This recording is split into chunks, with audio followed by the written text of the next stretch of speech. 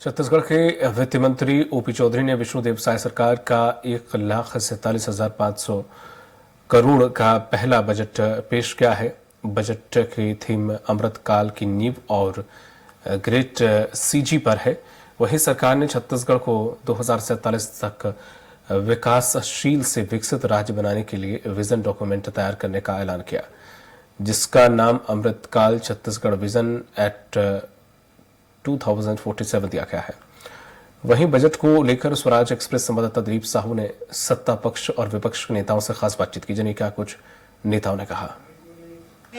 विष्णुदेव साय जी सरकार का पहला बजट आया है और बजट में काफी कुछ विकास की बात कही जा रही है। भाजपा के तमाम बड़े नेता मंत्री से विजनरी बजट बता रहे हैं। हमारे साथ कांग्रेस के विधायक जनकलाल ध्रुव जी है। ये इस बजट को आप किस रूप में लेते हैं?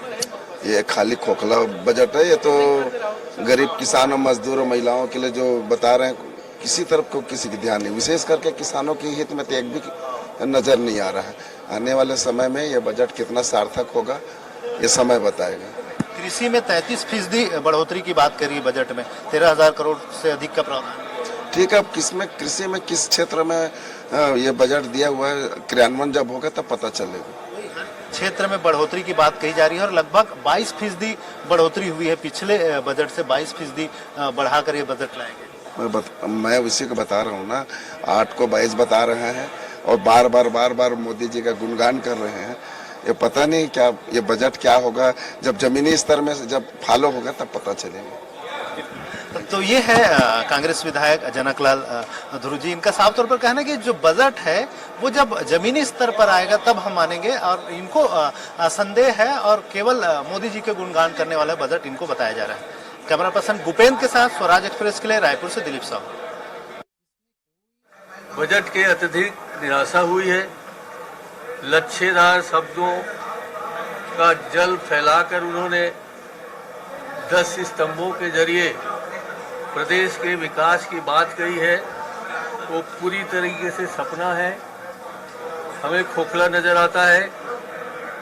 और ये मुझे कहना है कि जितने बार नरेंद्र मोदी जी का नाम उन्होंने लिया, उतने बार छत्तीसगढ़ का नाम नहीं लिया। विष्णुदेव साय सरकार की बजट प्रस्तुत हुई और हमारे साथ बीजेपी के विधायक संपत अग्रवाल जी हैं। इनसे सीधा चर्चा करेंगे, जानेंगे ये बजट आपकी नजर में कैसे देखते हैं इसे? हमारी नजर में ये पूरा ऐतिहासिक बजट है। पिछले 5 साल में जो छत्तीसगढ़ को डुबोने का काम किया था भ्रष्ट कांग्रेस की सरकार ने, इस बजट के आने से आने वाले 5 साल में छत्तीसगढ़ की तकदीर बदली हुई दिखेगी, तस्वीर बदली हुई दिखेगी। ये सभी के लिए, महिलाओं के लिए, युवाओं के लिए, गरीबों के लिए, व्यापारियों के लिए, सबके लिए एक जन कल्याणकारी बजट साबित होगा। कांग्रेस लेकिन इस पर आरोप लगा रही है। उनका कहना है कि बजट में कुछ खास नहीं है, निराशाजनक है और जो बातें कही गई उसको क्रियान्वयन के लिए एक सही दिशा नहीं दिया गया। देखिए, उनको विरोध करना है। वो तो ये 2 महीने में और सवाल ऐसे कर रहे हैं कि वो सड़क खराब क्यों है, वो बिल्डिंग कैसे जर्जर है, कि 2 महीने में तो हुआ नहीं है। इसलिए उनको हर बात में विरोध करने की आदत है। उन्होंने तो छत्तीसगढ़ को लूटने का, बेचने का काम किया था। अब इस बजट के माध्यम से और छत्तीसगढ़ की तकदीर बदलेगी। आपके क्षेत्र की बात करें, क्षेत्र विशेष की बात करें, उस क्षेत्र के लिए कुछ खास प्रावधान इस बजट में? हमारे क्षेत्र किसानों के लिए जो बजट ये हुआ है, पंचायत योजना के लिए जितना बजट में सबसे ज्यादा लिया गया है, तो हमारे क्षेत्र का पूरा सर्वांगीण विकास होगा इस बजट से। तो ये थे संपत अग्रवाल जी। इनका साफ तौर पर कहना है कि ये जो बजट है वो हर वर्ग की बेहतरी के लिए प्रस्तुत किया गया, तो निश्चित तौर पे आने वाले समय में यह मील का पत्थर साबित होगा। कैमरा पर्सन भूपेंद्र के साथ स्वराज एक्सप्रेस के लिए रायपुर से दिलीप साहू। बीजेपी के वरिष्ठ विधायक राजेश मुड़त जी हैं। इनसे सीधा चर्चा करेंगे, जानेंगे ये जो बजट आया है छत्तीसगढ़ सरकार की, इसको लेकर किस तरह कहना है कि किस प्रकार से ये बजट आपकी दृष्टि? देखिए, सामान्यतः यह बजट लोक कल्याणकारी जनहितैषी बजट है।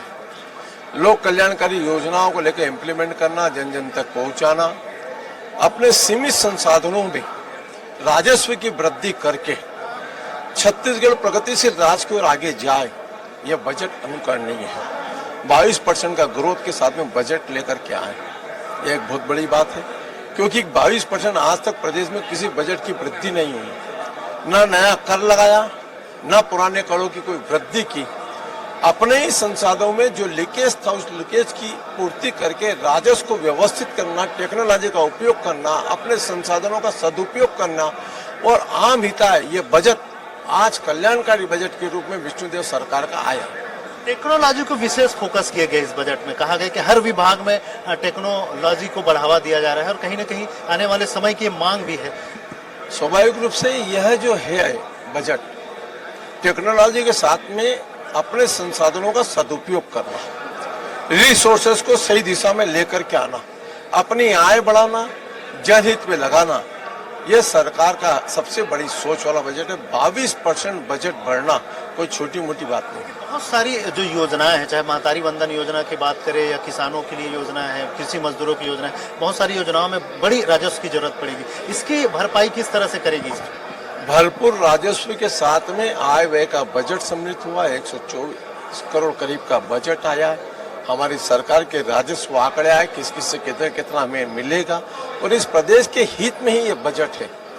और इसलिए हमने जो मोदी गारंटी के तहत जनता से वादा किया था वो वादा हम पूर्ण करते हुए बजट छत्तीसगढ़ के विकास डेवलपमेंट का बजट है। एक विजन के साथ में हम लोग आए हैं और विजन के साथ में इसको पूर्ण करते हुए आगे जा रहे हैं। तो ये थे राजेश मुणत। इनका साफ तौर पर कहना है कि यह जो बजट है वो मोदी गारंटी को साकार करने वाला साबित होगा। कैमरा पर्सन भूपेंद्र के साथ स्वराज एक्सप्रेस के लिए रायपुर से दिलीप साहू।